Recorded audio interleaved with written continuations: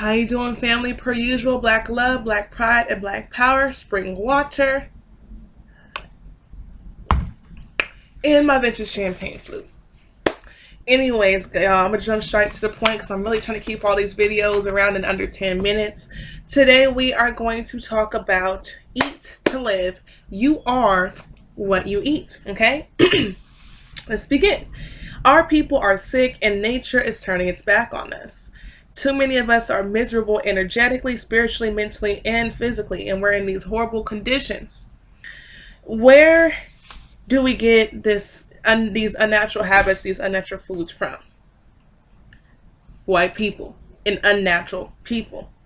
When did we start eating like this? How about when these unnatural people first started showing up in Africa, whether it be with the dark white people who came through the Middle East, the Arabs, and then shortly after them, the paler white people who came from Europe and then began to colonize Africa and create the transatlantic slave trade, okay? When they showed up and they started with their colonization and they started throwing us on the, especially us here, because African people in the diaspora and particularly America, our diets are like the worst because we're so far disconnected from who we are. With that being said, when they were first starting to bring niggas over here and it was time to feed us, they were not feeding us the stuff we were eating back in Africa. Do you know how many African people died in the Middle Passage and in the slave trade alone because of the food they were eating and their natural melanated bodies not being able to handle and process the level of fuckery these people were forcing into our digestive tracts? Do you know that we knew that the food wasn't shit, so we would refuse to eat and try to starve ourselves? And these people would go and knock out our teeth with a chisel and hammer, grab a funnel, shove it in our bloody mouths, and pour their lard and gruel and corn and shit down our throats to make us eat something. Do you know how much throwing up was going on? Not just because niggas was seasick. You know how horrible the fecal matter must have been on them slave ships? Not just because, you know, just because of the food that they were eating, you know? And our bodies not being able to use anything from that bullshit that they were feeding us. So most of it was a waste. It just went through us just to have something pass through us. And you know that shit was foul. And you know it smells foul. I'll eat a piece of vegan bread that's not alkaline now and fuck my whole shit up. Okay, so let's not act like we don't know, okay? So we've answered when we started eating like this. We answered what introduced us to that. And then, now why did we adopt it? Why did we adopt these behaviors? Why did we adopt eating these foods? Well, one of the major reasons why we adopted this was because we didn't really have too many options. When we got to this country, we started making $1 out of 15 cents, and all we could eat really was what was left over from Master's table. So he got the meat from the pig, and we got the intestines, the chitlins, you know, the gizzards, this, that, and the third. So we literally were eating slave slops. You know, we were literally scrounging stuff together and trying to make something just to consume. Still separated and distant from our natural diet, but there wasn't much that we could do about it. So we were eating to survive at that point. And in this foreign land in place, it was very difficult to adapt. So here it is, generations and generations and generations later. We've lost the chattel slavery, we've lost the context, but we still have the behavior. We still eat slave slops. And we think this shit is cool. We think it's cute. We have the nerve to try and take away someone's black card because they don't want to eat chicken and they ain't had chitlins. I ain't never had chitlins a day in my life, okay? My dad's ex-wife was from Texas and she tried to make some chitlins and I smelled that shit. I was like, hell to the no. To the no, no, no. Hell to the no. Trying to Trey Songz on that last part. No, no. And now that I'm vegan and I have a vegan food business, an alkaline vegan food business, I hear black people say stuff all the time like, black people don't eat like that. That's not black people food. But in actuality, it's really, one, it's real food. You know, I'm tired of hearing that it's not real food either. It's actually real food, like literally the definition of real. And on top of that, yes, it is. It is real African food because it's what African people were eating before colonial influence and stuff like that. So what are the consequences of these behaviors? What are the consequences of our newfound diet, of us eating things like honey buns and peanut butter and meat and cow's breast milk and all that other kind of stuff? Well, Black people are dying at an extremely high rates from preventable diseases. We don't have to be having diabetes, high blood pressure, high cholesterol, heart disease, and all that kind of stuff. All of that stuff is not hereditary. The only thing that's hereditary is the habits. Again, the only thing that's hereditary is the habits. You don't have high blood pressure, or you don't have heart disease because your dad had heart disease. You have heart disease because you've been eating the same bullshit that your dad has been eating his whole life. Also, you know, we spend a lot of time in our lower natures. We're in a culture now where it's cool to just indulge in your lower self, and everything is about your carnal desires and stuff, because we're eating low vibrational foods. You know what's stuck in their lower natures? Animals. Animals don't really have a higher nature. Everything's about basic instincts and desire. And if it's not that, then, you know, you're not going to see them. You're not going to see animals meditating and elevating and shit, you know? And so we spend a lot of time in our lower nature, which cuts us off from our higher selves. And we won't even be able to access our higher selves because we're not giving our bodies elevated foods and fuels. Another thing is, we just have this irrational behavior in psychology. It's the parasites talking half the time with you niggas. It just should just kill me. It really does. And it causes us to be able to rationalize the most illogical things. Like, for example, we've bought into the unnatural behaviors and stuff of our oppressor. We've bought into their psychologies and stuff to the point where African people will go spend all of their money with the white man and the Asian man and the Hispanic man buying slave slops to prepare this huge death meal, you know, for what? When you could have went to a Black-owned and operated business like my own, spent a fraction of the money, and fed your whole family life food. You know, it's just, we'll use the movie Soul Food, for example. This is a complete and utter, if this is an example of irrational psychology and behavior on the part of African people. Forget all the family issues and shit. Big Mama goes and cooks this big old death meal for her family every damn Sunday. Okay? Then she ends up going to the hospital and dying because of the illnesses that she had that were all preventable if she just wasn't feeding herself and her family slave slops regularly and every damn Sunday. Then how does the family come together after her funeral? By eating the same foods that killed their mother and grandmother and shit. Does that make sense? Please tell me, does that make sense? Okay? Do you know what's in half of us, we know that what we're eating is disgusting bullshit. But we pretend that we don't to rationalize consuming it. It's completely psychotic. It really is. I have a great uncle who I love to death. And, you know, he's up there in his 70s, but he's always hooked up to a dialysis machine, and he's kind of withering away before our eyes. I mean,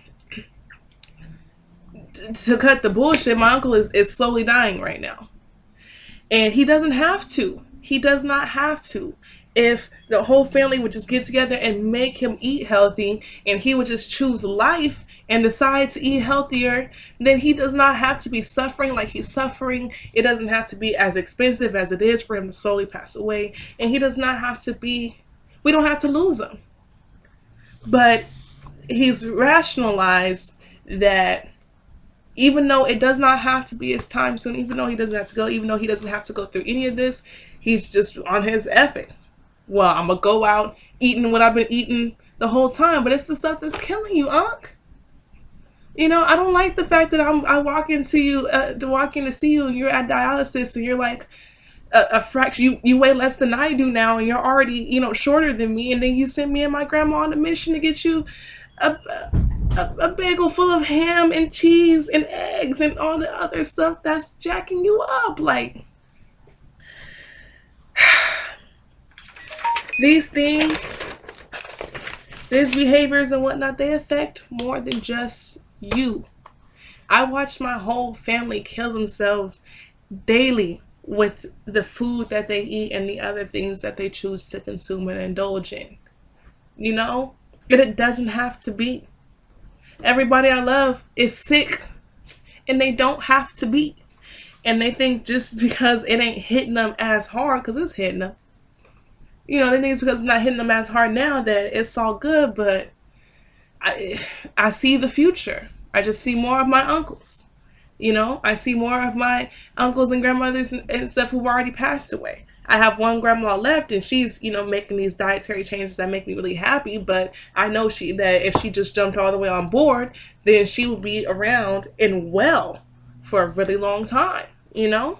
This one's it's gotta go over. I'm sorry, y'all. It's gonna go over a long time.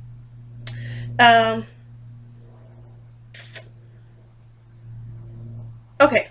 I'm going to break down something. I'm sure we've all heard of Dr. Sebi by now. If you haven't, look him up. Rest in peace to the great Dr. Sebi. Basically, we all have been to science class in like the 5th grade, and we've all heard of a pH scale.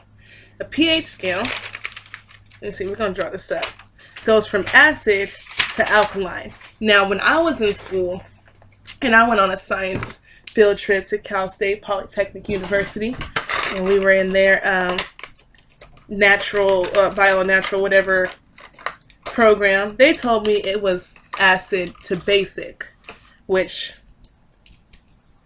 I've been thinking it was that like majority of my life until recent correction. So it's acid to alkaline, guys. Y'all got that? Perfect. Ooh, let me find something to point with. Here we go.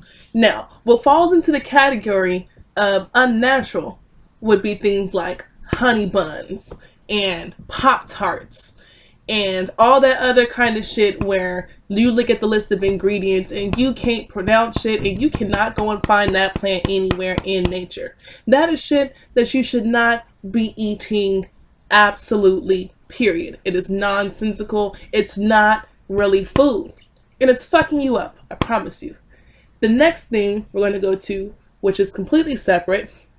Coincidentally, all these things are acidic and just trash ass food because it's not food. But we have acid over here. Now, majority of foods that are highly acidic are foods that are hybrids, that are GMOs, and that are unnatural, but at least come from natural things. These are going to be things like your tangelos, like your seedless fruits, which kind of abomination that shit is. These are going to be things like meat. All meat is highly acidic for no fucking reason. We're not supposed to be eating it, period. And dairy and all that other kind of stuff. When you have an acidic body, which was in these ranges, but especially here, when you have acidic things in your body, then you have a body that's in the acid zone, and that means that you have room for disease, which is mucus. Mucus cannot exist in an alkaline environment, but it can exist in the acidic environment. That's how you get things like high blood pressure, heart disease, you know, colds, and many other kinds of illnesses. You have to be in an acidic temple, which is your body. Now, the green here, it's neutral. This is going to be on your pH scale of 7. This is going to be about, 4 or 5 or some shit. But the green is neutral. It's 7. You are right here. You want to be drinking water that's of an 8.5, but be careful because a lot of people out there tell you this is alkalized water. It's got this and that pH, but it don't even really be all legit. So get your pH tester strips and also research and find out how they alkalize their water. But you want to mostly eat foods here and up. When you have a nice and alkalized body, then you don't have any room for sickness or illness. Now let's turn this way. Up and down is always going to be up and down. So I don't have to worry about the mirror image of that.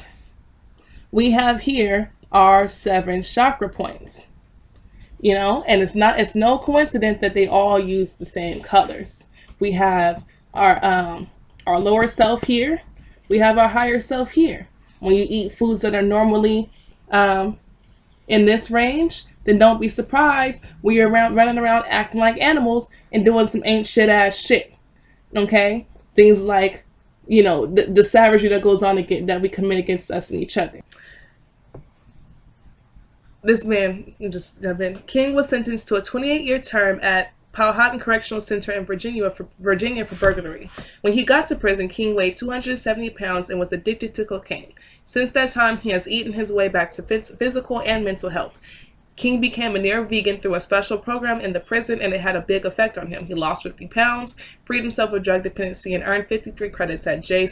Sergeant Reynolds Community College with an A average. King credited his new diet for it in his big turnaround and said, "It all begins and ends with my diet."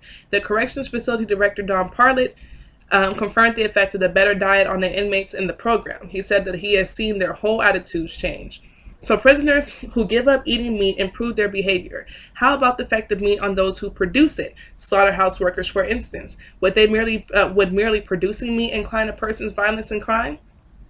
University of Windsor criminology professor Amy Fitzgerald said tactics showed links that there may be links between slaughterhouses and brutal crime. In a recent study, Fitzgerald crunched numbers from the FBI's Uniform Crime Report database, census data, and arrest and offense reports from 581 U.S. countries from 1994. U.S. counties from 1994 to 2002. According to the professor, the number of slaughterhouse workers in the community increases. The crime rate also increases. Fitzgerald controlled for factors such as the influx of new residents and other factors when slaughterhouses first opened, but the data was clear. Nor could the violence be blamed on factory work itself. Fitzgerald compared slaughterhouse communities to those with comparable industries, dangerous, repetitive work that didn't involve killing animals. These were not associated with the rise in crime at all. The numbers leave few explanations other than the slaughterhouses being somehow involved. According to Professor Fitzgerald, the unique thing about slaughterhouses is that the workers are not dealing with inanimate objects, but instead are dealing with live animals coming in and then killing them and then processing what's left of them. For now, this is all we know about the link between diet and crime. Much more research needs to be done before we can fully understand the matter. And that's just one article. But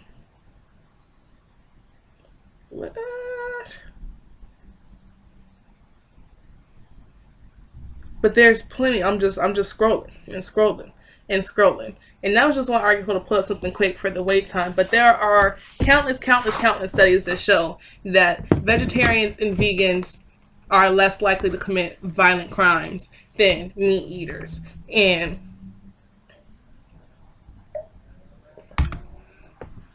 I'll tell you what, I never was really extremely huge on eating meat, but since I got my diet together, the way of dealing with the world, processing things and whatnot, has drastically improved too. I'm a lot less likely to cuss somebody out. And for one, although some people do be needing to get red all the way back to the Caucasus Mountains. You know, and by no means am I saying eat healthy so you can be docile and shit. You can still get these hands. Like, it's never an issue. But the point is, we're dying, family. We're dying because we're keeping ourselves in the red. We are eating, or it's a mirror on here. We're eating unnaturally, and we're eating highly acidic things that are not good for us. And it's keeping us in our lower nature, and it's keeping us unnatural. Just like the people who drug us here on those slave ships. Just like the people who are pushing these things today. It's no coincidence that I walk around my hoods and all I see is liquor stores, mini marts, liquor stores, mini marts. But I don't see no Whole Foods. Excuse me. I don't see no Sprouts. But we got a Walmart though. They took down the Compton swap meet to build a Walmart. but we can't get no Sprouts. We can get a Trader Joe's. And even those, even Trader Joe's is on the low end of health food stores and shit. It's not for no reason. They know that this food is killing us. They know that these things are affecting us, and they don't give two flying flamingos because they want you gone, family. It's an agenda. It's a direct attack. This is military strategy for these unnatural people. Because they know that so long as we're in our lower selves and our lower nature, and we're eating unnatural things and acting unnatural, and we're losing our connection to nature, that we're going to suffer the same way that they do. Niggas is getting skin cancer now. What you mean you running around with defective melanin? How'd that happen? It wasn't always that way. It's because we are eating and like unnatural people. We're fueling our body and consuming these unnatural things, and then we're acting and behaving unnaturally. Most of us are spiritually in the red zone because we want to sit here and believe everybody else's shit but our own.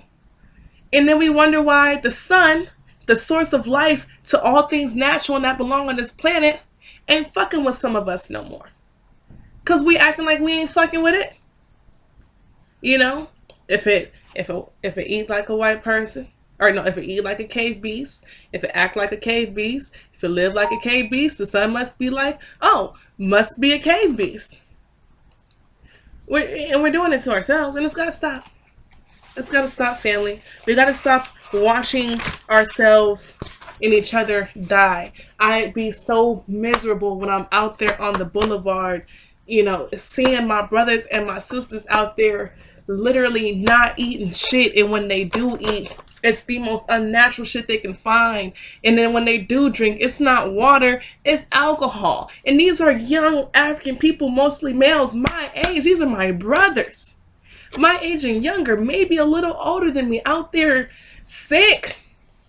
I feel like shit anytime I can't afford to have a backpack full of fruit to share.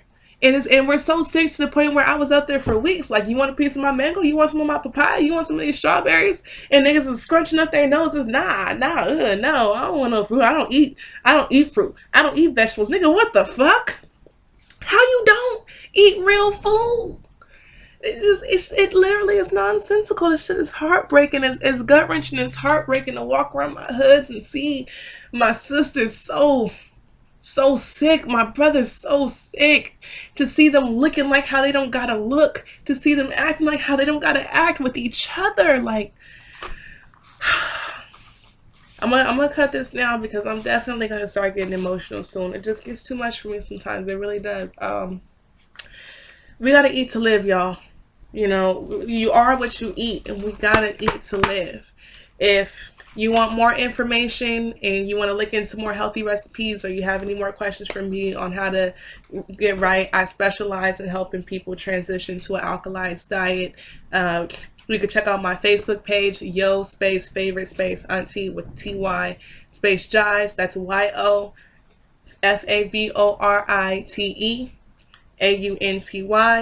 AUNTYJYS. Follow that Facebook page, like it, share it, and feel free to message me, DM me, whatever you need to do, and I'll answer your questions to the best of my abilities. Also, you can follow my Instagram page if you were not on Facebook. That's yofavorite.auntyjize, YOFAVORITE.AUNTYJYS. And again, feel free to slide into my DMs because I am here to help African people transition. If you are in the state of California, especially Southern California, I do cooking lessons, catering, private parties, meal prepping, all of that. And also I have my food stand located at various different locations, especially in the LA area and in the Inland Empire. Please, y'all, let's get this shit together. Let's get it together, because it don't got to be what it is. It don't. We don't. You're not thick.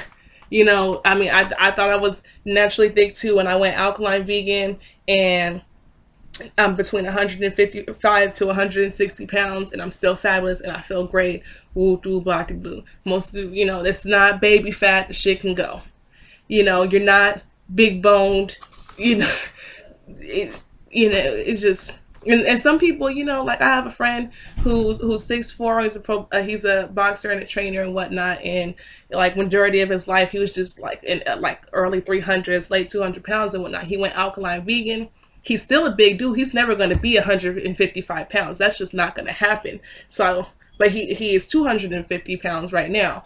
And I guess you could say he's big boned because he's never going to be smaller than that. But other than shit like that, y'all, cut the games. Cut the games. Let's just really be real about it. Let's get this shit together. Let's eat to live, okay? If I ain't told you nothing else, I told you the truth. Shit.